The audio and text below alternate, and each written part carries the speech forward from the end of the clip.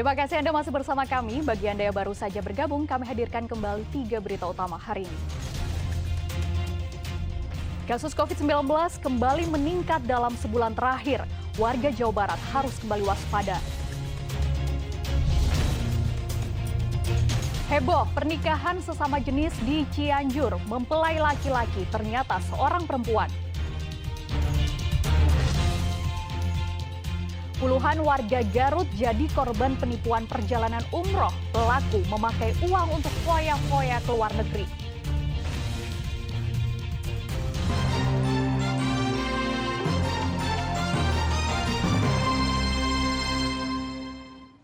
Pernikahan sesama jenis di Kabupaten Cianjur viral di media sosial.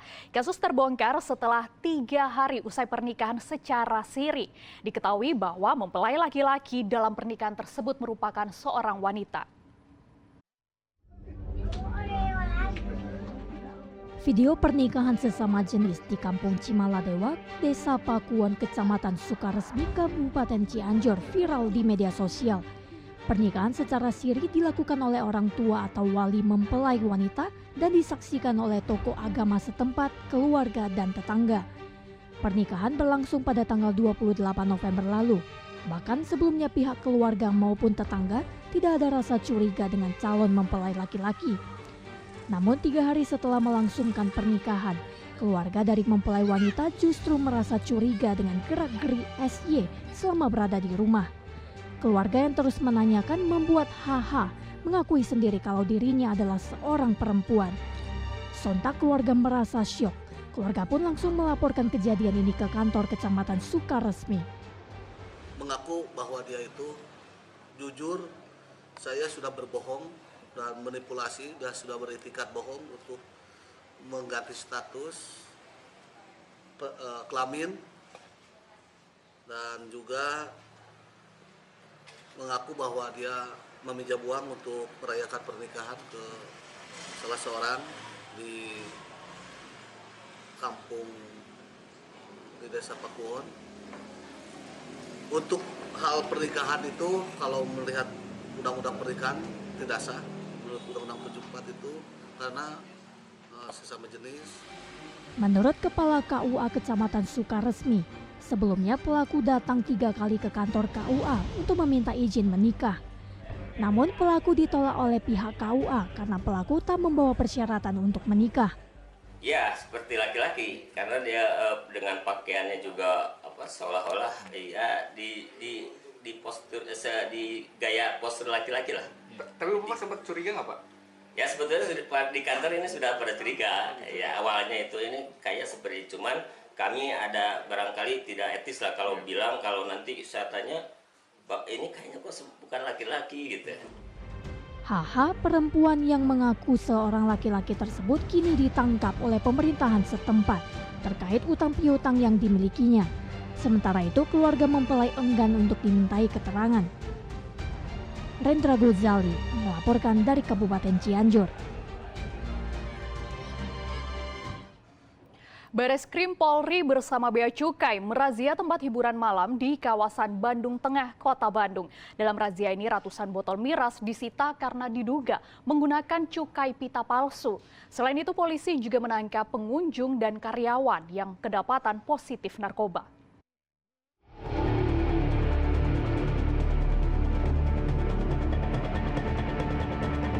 Direktorat Tindak Pidana Narkoba Bareskrim Polri bersama Bea Cukai Kementerian Keuangan merazia tempat hiburan malam di Jalan Sukajadi, Kota Bandung pada Sabtu lalu.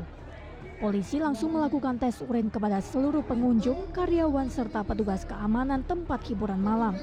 Sementara petugas Bea Cukai melakukan pemeriksaan ratusan botol miras yang berada di area bartender dan tempat penyimpanan gudang.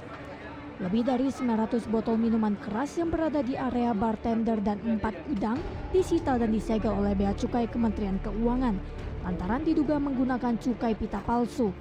Selain minuman keras, petugas juga menangkap 3 orang karena hasil tes urinnya positif menggunakan narkoba jenis ekstasi.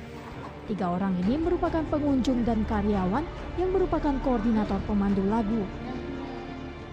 Jadi sasaran-sasaran tempat hiburan ini dilakukan kegiatan rutin yang ditingkatkan serentak, yang dilakukan serentak di wilayah-wilayah. Razia narkoba di tempat hiburan malam di seluruh wilayah Indonesia akan digelar secara acak dan berkelanjutan guna memutus mata rantai peredaran narkoba di wilayah-wilayah rawan dan berpotensi sebagai lokasi transaksi narkoba. Muhammad Rizal melaporkan dari Kota Bandung.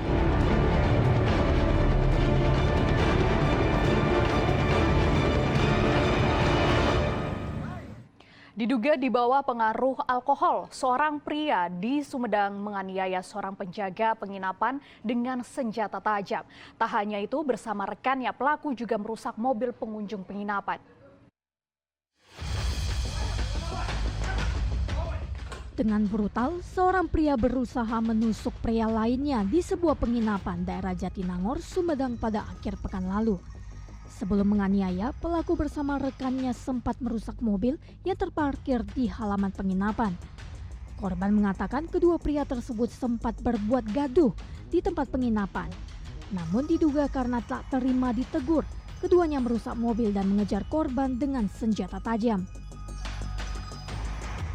Korban berusaha menghindar dan terluka di bagian tangan.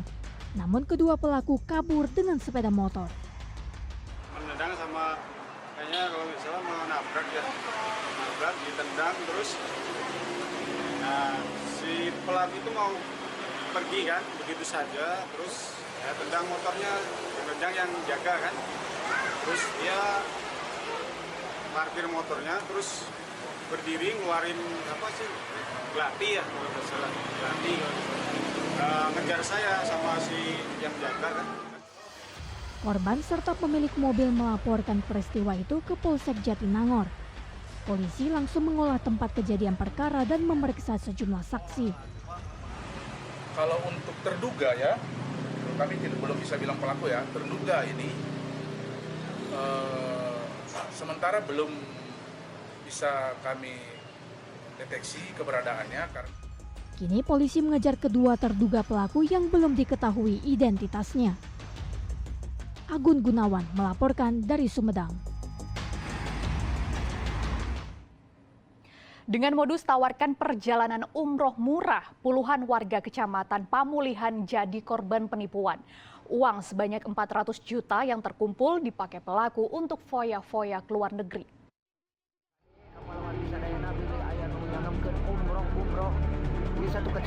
Rombongan calon jemaah umroh asal Pamulihan, Kabupaten Garut ini tak menyangka impian untuk menjalankan ibadah di Tanah Suci kandas begitu saja.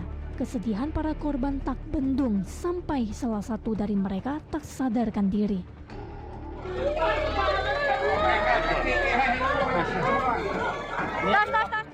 Awalnya mereka ditawarkan oleh seorang agen perjalanan umroh bernama Denny. Saat itu pelaku menawarkan perjalanan umroh seharga 30 juta.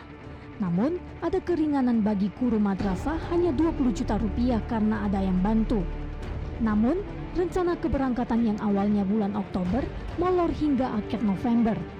Saat sudah menginap di hotel dekat Bandara Soekarno-Hatta Tangerang selama 2 hari dan belum menerima visa dan tiket, pelaku malah hilang. Sampai di hotel bandara kita nggak ada kejelasan gitu, nggak ada kejelasan kapan akan berangkat. Bahkan ditanyain sama beliau terkait visa sama tiket belum ada.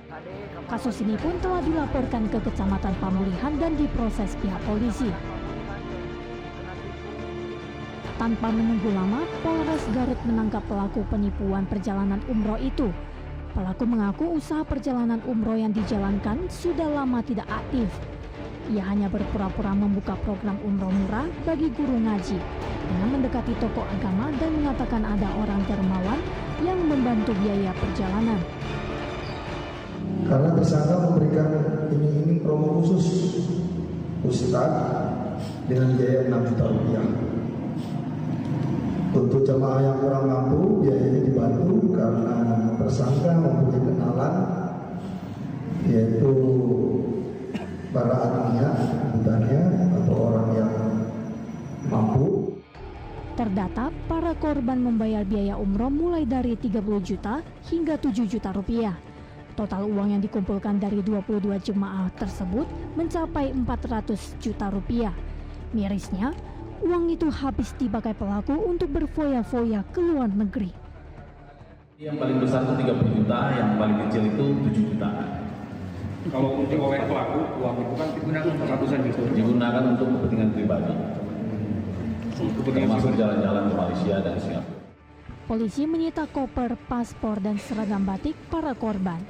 Atas perbuatannya, tersangka dijerat ancaman hukuman 4 tahun penjara. Eko Setiabudi melaporkan dari Garut.